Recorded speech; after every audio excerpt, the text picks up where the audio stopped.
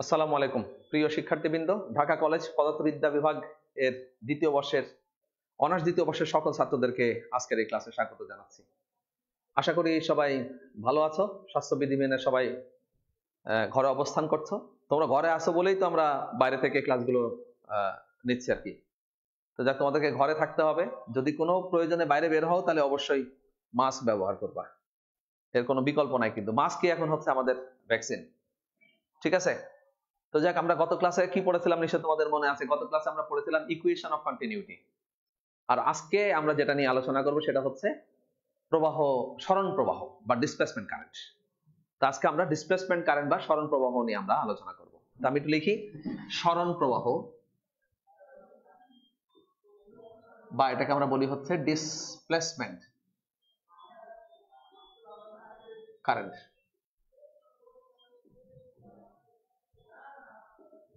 সরণ প্রবাহ বা ডিসপ্লেসমেন্ট কারেন্ট, এই জিনিসটা কি? আমরা যে ম্যাক্সওয়েলের যে আমরা যে অ্যাম্পিয়ার্সের যে সূত্র জানি, কারেন্টের সূত্র, আমরা সেই সূত্রটার মডিফাইড ফর্ম, মডিফিকেশনে যাব আমরা আজকে। যে ম্যাক্সওয়েল কিভাবে এটাকে মডিফাই করেছিলেন, আমরা সেই ডিসপ্লেসমেন্ট কারেন্টের সেই ইকুয়েশনটাকে আজকে, মানে কারেন্টের ইকুয়েশনটাকে আমরা আজকে রিজেনারেট করব আর কি। আমরা সবাই ম্যাক্সওয়েলের ইসের জন্য আমরা গত ক্লাসে ইকুয়েশন অফ কন্টিনিউটি নিয়ে আলোচনা করেছিলাম, এবং আমরা অ্যাম্পিয়ার্সের সূত্র কিন্তু সবাই আমরা জানি, অ্যাম্পিয়ারের সূত্র। সেই অ্যাম্পিয়ারের সূত্র মডিফাইড ফর্মটাই আমরা আজকে এখানে প্রমাণ করতে চাই। এবং আমরা গত ক্লাসে দেখেছিলাম যে কোন একটা পরিবাহকের ভিতর দিয়ে যদি একটা নির্দিষ্ট মানের কারেন্ট যায়, এটা কোন পরিবাহকের মধ্যে নির্দিষ্ট পরিমাণ কারেন্ট যাওয়া সত্ত্বেও কিন্তু পরিবাহের প্রতিটি ক্ষুদ্র দৈর্ঘ্যের মধ্য দিয়ে কিন্তু কারেন্টের মান সবসময় এক থাকবে না। তাহলে কোন পরিবাহিকের মধ্যে একটা নির্দিষ্ট পরিমাণ কারেন্ট গেলে কিন্তু প্রতি একক দৈর্ঘ্যের মধ্য দিয়ে, প্রতি একক ক্ষেত্রফলের মধ্য দিয়ে কিন্তু একই পরিমাণ কারেন্ট যাবে না, কারেন্টের ভেরিয়েশন হবে। ইকুয়েশন অফ কন্টিনিউটির তো আসছে এই কারণে। যেহেতু কোনো পরিবাহকের মধ্যে নির্দিষ্ট পরিমাণ কারেন্টের প্রবাহ থাকা সত্ত্বেও প্রত্যেকটা অংশের মধ্য দিয়ে কারেন্টের মান পরিবর্তিত হয়, এই জন্য এই কারেন্টের এই মানকে অ্যাকুরেটলি ক্যালকুলেশন করার জন্য, সময় উপযোগী করার জন্য আমরা কি করি? আমরা প্রবাহ ঘনত্ব বা কারেন্ট ডেনসিটি এর কনসেপ্টটাকে আমরা ব্যবহার করি। এবং কারেন্ট ডেনসিটির কনসেপ্টটা হচ্ছে, আমরা জানি যে কোনো পরিবাহকের মধ্যে একক ক্ষেত্রফলের মধ্যে লম্বভাবে যে পরিমাণ প্রবাহ যায় তাকে আমরা তার প্রবাহ ঘনত্ব বলে থাকি। এবং আমরা গত ক্লাসে নিশ্চয়ই তোমাদের মনে আছে যে আমরা একটা ছবি এঁকেছিলাম। এই ছবিটা ছিল একটা নির্দিষ্ট সারফেস কল্পনা করেছিলাম আমরা, যে সারফেস এরিয়াটা হচ্ছে কত, এস, এবং এর মধ্যে একটা ক্ষুদ্র অংশ বিবেচনা করেছিলাম আমরা। ক্ষুদ্র অংশটার নাম দিয়েছিলাম আমরা হচ্ছে পি। এখানে কারেন্ট ডেনসিটিকে বলেছিলাম আমরা জে ভেক্টর, তার ডিরেকশনটাকে বলেছিলাম আমরা এই, এর ক্ষুদ্র ক্ষেত্রফলটাকে আমরা বলেছিলাম হচ্ছে কত, ডি এ ভেক্টর। এই কিন্তু আমাদের সেই গত ক্লাসের এরকম একটা ডায়াগ্রাম, কারেন্ট ডেনসিটির জন্য আমরা এরকম একটা ডায়াগ্রাম ক্যালকুলেশন করেছিলাম। এবং ধরে নেই যে এর ভিতর দিয়ে কারেন্টের মানটা হচ্ছে কত, আই।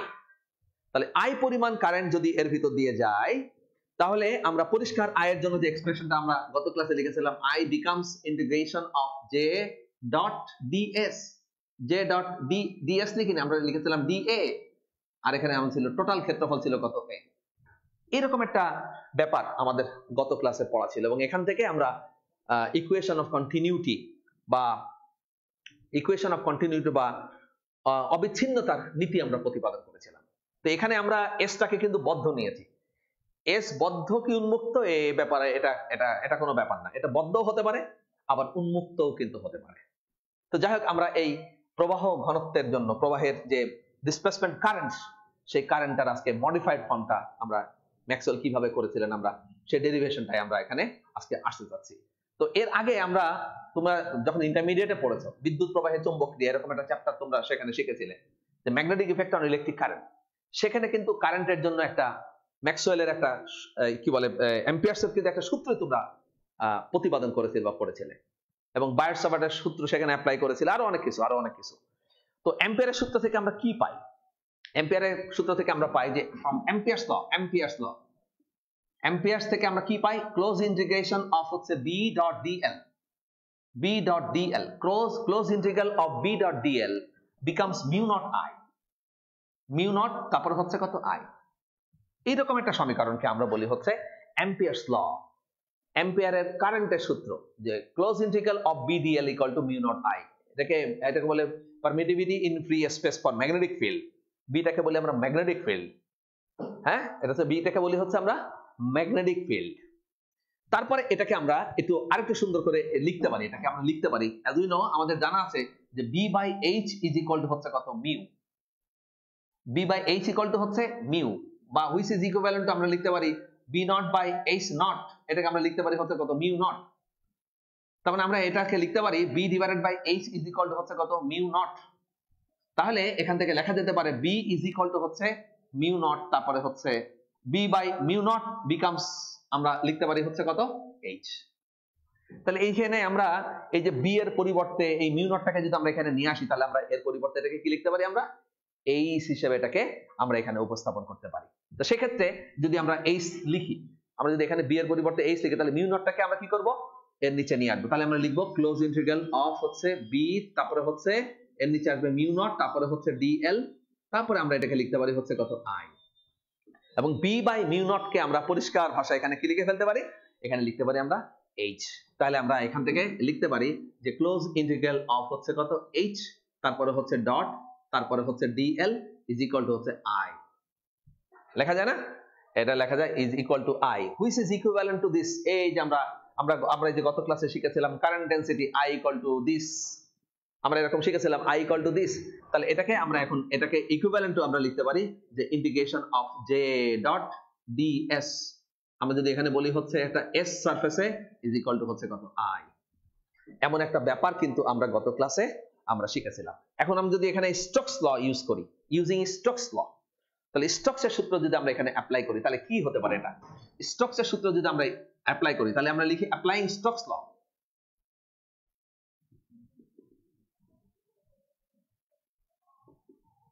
হ্যাঁ, অ্যাপ্লাইং স্টোকস ল, আমরা যদি এখানে স্টোকস এর সূত্র যদি অ্যাপ্লাই করি, মানে কার্ল দিতে হবে এখন আমাদেরকে, তাহলে কার্ল অফ h ds, তাহলে আমরা এখানে লিখতে পারি integration of curl of h, তারপরে হচ্ছে ডট, তারপরে ds is equal to curl of h, হ্যাঁ, integration of curl of h dot ds is equal to আমরা এখানে লিখতে পারি ওই যে ইন্টিগ্রেশন অফ j ডট হচ্ছে কত ds, মানে s সারফেসের মধ্যে, s সারফেসের মধ্যে একেবারে পরিষ্কার কথা। কার্ল h মানে কি, nabla cross h, curl h মানে হচ্ছে নেবলা ক্রস h। therefore আমরা এখান থেকে পরিষ্কার লিখতে পারি curl curl curl of h becomes j vector.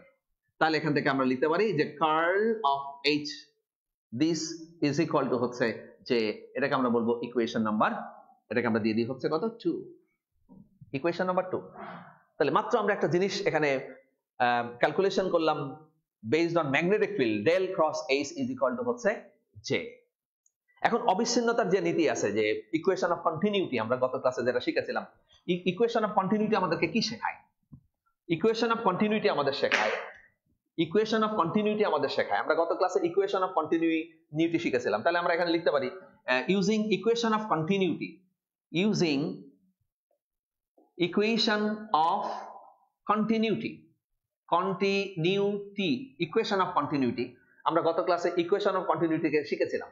আমরা ইকুয়েশন অফ কন্টিনিউটি থেকে কি শিখেছিলাম, আমরা ইকুয়েশন অফ কন্টিনিউটিকে শিখেছিলাম যে নেবলা ডট জে প্লাস, মনে আছে নিশ্চয়ই, nabla dot J plus del rho by del T, nabla dot J is equal to ছিল হচ্ছে ডেল রো ডিভাইডেড বাই হচ্ছে কত ডেল টি।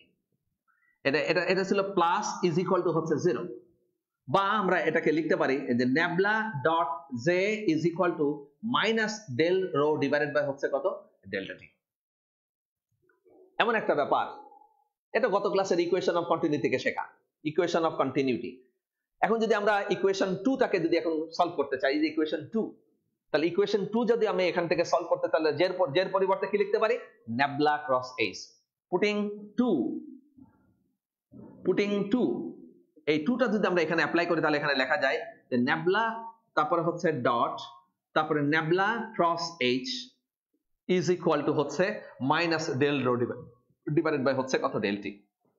বাট আমাদের যেটা জানা আছে, আমরা যেটা জানি সেটা হচ্ছে কোন ভেক্টর ক্ষেত্রের কার্লের অভিসারিতা, ভেক্টর কার্লের অভিসারিতা কিন্তু সব সময় কত হয়, 0 হয়। তাহলে 0 যদি হয়, তাহলে আমরা লিখতে পারি সুতরাং del rho divided by delta T is equal to হচ্ছে কত 0। আর delta rho by delta T যদি 0 হয়ে যায়, তাহলে আমাদের ইকুয়েশনটা চেহারায় তো মনে হয় চেঞ্জ হয়ে যায়, তাই না? চেঞ্জ হয়ে যায়। আচ্ছা যাক, এগুলো আমরা পরে আসি। এখন আমরা পরবর্তী অংশে চলে আসি, যে পরবর্তীতে এই পর্যন্ত থাকে এটাকে আমরা একটা ইকুয়েশন নাম্বার দিয়ে আমরা এটাকে রাখতে পারি। এটাকে আমরা বলতে পারি ইকুয়েশন নাম্বার হচ্ছে 3, এটাকে আমরা বলতে পারি ইকুয়েশন নাম্বার হচ্ছে কত, 4। Equation number 3 and equation number 4।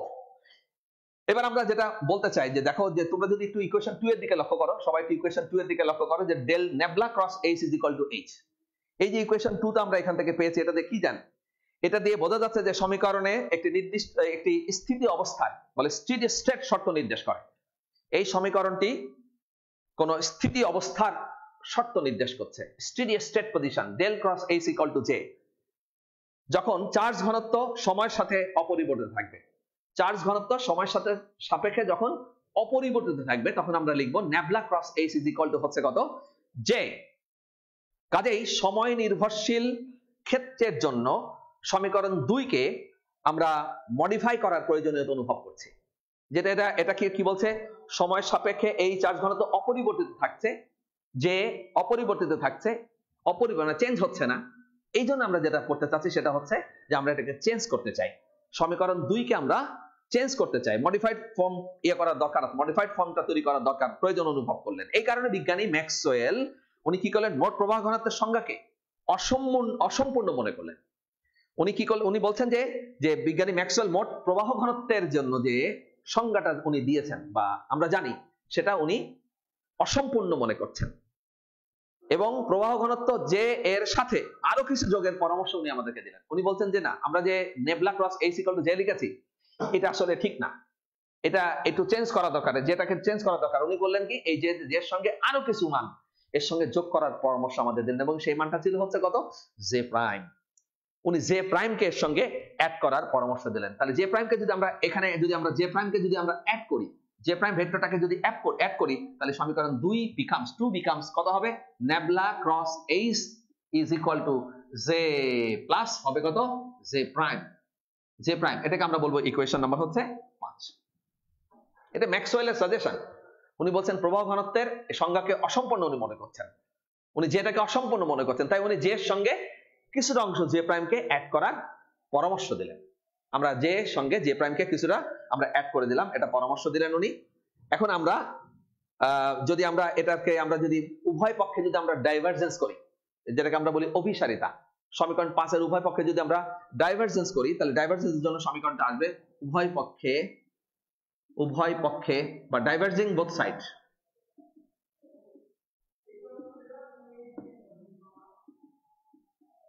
তাহলে কি পাবো আমরা, nabla cross H is equal two কত হচ্ছে, nabla dot J plus J prime, nabla dot J vector plus J vector prime. আমরা ডাইভার্জিং করলাম বোথ সাইডে, টেকিং ডাইভারজেন্স বোথ সাইড, উভয় পক্ষে আমরা ডাইভারজেন্স দিলাম, nabla cross H, nabla dot J plus J prime vector. বা আমরা তাহলে এটাকে আমরা এখন একটু লিখে ফেলতে পারি, বা আমরা এটাকে লিখবো হচ্ছে কি লিখবো, এটা তো জে আমাদের জানা আছে, তাহলে লিখবো nabla dot del cross H equal to হচ্ছে কত, J prime, J vector prime is equal to minus, আমরা একটু লিখে নিই, মাইনাস কত আসে, নেবলা ডট জে, তাহলে যদি আমরা এই পাশে নিয়ে আসি, তাহলে nabla J plus J prime চলে আসলো, ইজ ইকুয়াল টু আমরা লিখবো হচ্ছে কত, ডেল্টা ডি ডিভাইডেড বাই হচ্ছে delta T, delta D divided by হচ্ছে delta T, delta D divided delta D না ডেল্টা রো ডিভাইডেড বাই হচ্ছে ডেল্টা টি। এমন একটা ফর্ম কিন্তু আমরা এই ইকুয়েশন থেকে এখানে নিয়ে আসলাম। কিন্তু আমরা জানি, বাট উই নো আমাদের জানা আছে, আমাদের কি জানা আছে, আমাদের জানা আছে যে রো ইজ ইকুয়াল টু হচ্ছে নেবলা ডট ডি। এই ডিটাকে আমরা বলতে হচ্ছে ডিসপ্লেসমেন্ট কারেন্ট, এই ডিটাকে কি নামে রাখছি আমরা, ডিসপ্লেসমেন্ট কারেন্ট। সুতরাং সমীকরণ, এটাকে যদি আমরা সমীকরণ নাম্বার ডি হচ্ছে ইকুয়েশন নাম্বার 6, তাহলে সমীকরণ 6 এর চেহারা এখনই হয়তো আমরা চেঞ্জ করে ফেলবো, সমীকরণ 6 আমরা চেঞ্জ করে ফেলবো, সমীকরণ 6 কে চেঞ্জ করলে আমাদের আসবে হচ্ছে কি, যে নেবলা ডট হচ্ছে J prime vector is equal to, nabla dot J prime vector is equal to আসবে del by del T, del by হচ্ছে কত, ডেল্টা টি, তারপরে হচ্ছে নেবলা ডট হচ্ছে কত, ডি যে জাস্ট হ্যাঁ ন্যাবলা ডট ডি, তারপরে হচ্ছে সমান সমান থাকবে হচ্ছে কত nabla dot del D divided by হচ্ছে কত ডেল্টা টি। এটা হচ্ছে একটা একটা ফর্মে আসলাম আমরা। এখানে ডিটাকে বলছি হচ্ছে কি আমরা ডিসপ্লেসমেন্ট কারেন্ট, বা আমরা এই ইকুয়েশনটাকে আবার আমরা লিখতে পারি কোন পাশে লিখবো, পাশে লিখি। এগুলো আসলে প্র্যাকটিসের ব্যাপার, প্র্যাকটিস না করলে এগুলো পরীক্ষার সময় তো আসবে ডিসপ্লেসমেন্ট কারেন্টের এক্সপ্রেশন গুলো, তখন আমাদের এগুলো কিন্তু মানে করতে একটু কষ্টই হয়ে যাবে। হ্যাঁ, এবার আমরা এই মানটা সিম্পলিফাই করব। তো সিম্পলিফাই যদি করি, এটাকে যদি এই পাশে আমরা নিয়ে আসি, আমরা যদি এটাকে এই পাশে নিয়ে আসি তাহলে লেখা যাবে হচ্ছে nabla dot J prime vector minus nabla dot del D divided by হচ্ছে কত delta T is equal to হচ্ছে কত 0। তাহলে আমরা যদি নেবলাটাকে এখানে রাখি, নেবলা তারপরে হচ্ছে নেবলা ডট আমরা লিখবো কত আসবে J prime vector minus del D divided by হচ্ছে কত delta T is equal to হচ্ছে 0। একদম এখান থেকে জাস্ট নেবলা ডটটাকে আমরা জাস্ট সেপারেট করে দিলাম, করে আমরা লিখলাম ইকুয়েশন এত, এটাকে আমরা বলবো ইকুয়েশন নাম্বার হচ্ছে ইকুয়েশন নাম্বার 7। ইকুয়েশন নাম্বার 7, তাহলে ইকুয়েশন নাম্বার 7 এস্টাবলিশ করে ফেললাম আমরা। এখন যে কোনো আয়তনের জন্য যদি আমরা বলি, যে কোনো আয়তনের জন্য এই সমীকরণ যেটা আমরা 7 এস্টাবলিশ করলাম, এটা যে কোনো আয়তনের জন্য সত্য। এই যে 7 ইকুয়েশনটা আমরা এস্টাবলিশ করলাম, এটা হচ্ছে যে কোনো আয়তনের জন্য সত্য। তাহলে যে কোনো আয়তনের জন্য nabla dot J prime vector minus del D by del T is equal to 0, যে কোনো আয়তনের জন্য এই সমীকরণটা সত্য। তাহলে যে কোনো আয়তনের জন্য সত্য যদি হয়, তাহলে আমরা এখন পরিষ্কার লিখতে পারি, কি লিখতে পারি, J prime vector is equal to হচ্ছে কত ডেল্টা ডি ডিভাইডেড বাই হচ্ছে কত ডেল্টা টি। যে কোনো আয়তনের জন্য যদি সত্য হয়ে থাকে তাহলে এটা অবশ্যই মাস্ট বি ইকুয়াল টু 0। তাহলে J prime vector will be equal to delta D divided by হচ্ছে ডেল্টা টি। সুতরাং অ্যাম্পিয়ারের সূত্রের পরিমার্জিত রূপ যদি আমরা এখন বলি, তাহলে পরিমার্জিত রূপটা হবে অ্যাম্পিয়ার সূত্রের পরিমার্জিত রূপ। So the modified form of Ampere's law becomes, এটাকে আমরা ইকুয়েশন নাম্বার 7, তো এটা 8 দিয়ে দিই, equation number 8, equation number 8। So Ampere's the modified form লিখবো, so the modified form of Ampere's law, modified form of Ampere's law, তাহলে কি দাঁড়াবে, ওই যে জে প্রাইমের যে মানটা আসছিল আমরা সেখানে লিখে ফেলবো কত nabla cross H is equal two হবে হচ্ছে জে, তারপরে প্লাস জে প্রাইমের মানটা বের করলাম কত ডেল্টা ডি বাই হচ্ছে কত ডেল্টা টি। এটাই হচ্ছে আমাদের সেই অ্যাম্পিয়ারস ল এর মডিফাইড ফর্ম। তাহলে যেটা আমরা জানতাম যে close integral of B dot হচ্ছে কত ডিএল ইজ ইকুয়াল টু হচ্ছে মিউ নট আই, সেটার চেহারা দাঁড়ালো হচ্ছে আজকে nabla cross H is equal to J plus del D by del T, আর D is called the displacement current. এটাই হচ্ছে আমাদের সেই অ্যাম্পিয়ারস ল এর মডিফাইড ফর্ম, অ্যাম্পিয়ারস ল এর মডিফাইড ফর্ম। তো এটা তো সবগুলো তো ইকুয়েশন বেজ, তো যেহেতু ইকুয়েশন বেজ, এটা আমরা একটু বারবার কি করব, একটু প্র্যাকটিস করব আর কি। কখনো ডাইভারজেন্স করব, কখনো কার্ল করছি, কখনো আমরা ইকুয়েশন অফ কন্টিনিউটি ইউজ করছি, এই বিভিন্ন ভাবে জাস্ট অ্যাপ্লাই করে কয়েকবার যদি প্র্যাকটিস করি, তাহলে আমাদের এই ফর্মুলাটা যদি এস্টাবলিশ হয়ে যায়, এর প্রমাণ পরীক্ষার সময় আসে যে deduce the modified form of Ampere's law, একেবারে 8 নম্বর কি 10 নম্বর থাকবে, তখন আমরা এটা ভালো করে প্র্যাকটিস করে আমরা রেডি করে তারপরে পরীক্ষার খাতা লিখে দিব। ঠিক আছে, তো এই হচ্ছে আমাদের ডিসপ্লেসমেন্ট কারেন্টের কনসেপ্টটা চলে গেল। আমরা গত ক্লাসে শিখেছিলাম ইকুয়েশন অফ কন্টিনিউটি, আর আজকে শিখলাম হচ্ছে ডিসপ্লেসমেন্ট কারেন্ট। তোমরা নিশ্চয়ই দেখতে পাচ্ছ যে আমরা কিন্তু বেশি আমরা করি না, প্রেসার নিই না, একটা করে টপিক।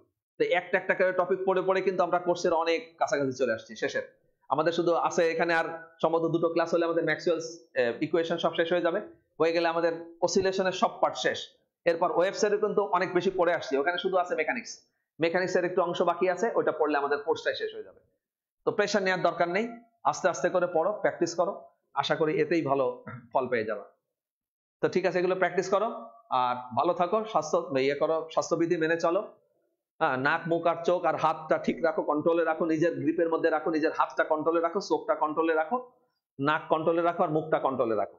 কথা বলার সময় ঠিক মতো বলো, দেখবা যে মানে আল্লাহর রহমতের কোনো সমস্যা নাই।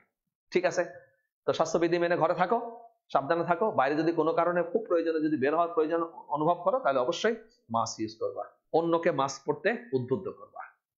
ঠিক আছে, আর সবসময় তোমার মানে স্যানিটাইজার অথবা সাবান দিয়ে হাতটা পরিষ্কার রাখবা, আর এগুলো বাসায় বসে প্র্যাকটিস করবা। আর আগে যা পড়ছি সেগুলো প্র্যাকটিস করবা, তাহলেই কাজ শেষ। ঠিক আছে, তো ভালো থাকো, আল্লাহ হাফেজ।